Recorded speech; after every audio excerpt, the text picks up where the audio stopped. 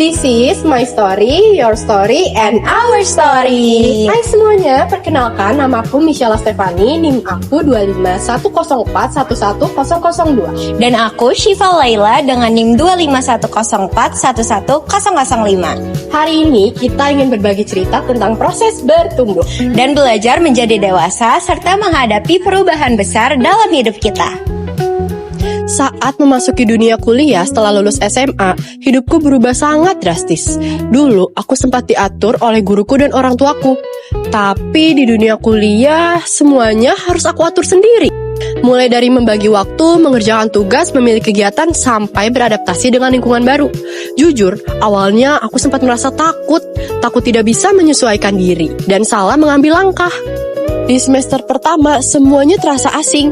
Tapi dari situ, aku mulai belajar pelan-pelan, seperti mengatur waktu, bertanggung jawab, dan membuka diri untuk bersosialisasi. Bahkan, aku juga mencoba hal baru, seperti bergabung dengan UKM teater. Dari semua pengalaman itu, aku mulai punya keberanian. Dan aku mulai belajar menerima kegagalan sebagai proses, dan belajar untuk tidak terlalu keras pada diriku sendiri. Perlahan, aku jadi lebih mandiri, dan aku jadi lebih percaya diri. Sama seperti Michelle, aku juga pernah merasa di mana semuanya terasa berat. Apalagi pada saat masuk dunia perkuliahan. Di situ aku merasa bahwa kedewasaan bukan hanya sekedar bertambahnya usia. Namun, aku harus memiliki tanggung jawab yang lebih besar, lingkungan baru, serta tuntutan untuk beradaptasi dengan cepat.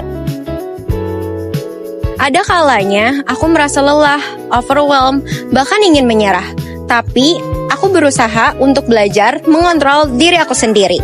Mulai dari menulis jadwal prioritas diri aku dan mendengar orang lain tanpa menghakimi. Dari semua proses ini, aku menyadari bahwa kedewasaan bukan hanya terlihat kuat, tetapi keberanian untuk menghadapi tanggung jawab yang lebih besar, memahami diri sendiri, dan tetap tenang meskipun keadaan tidak sesuai harapan.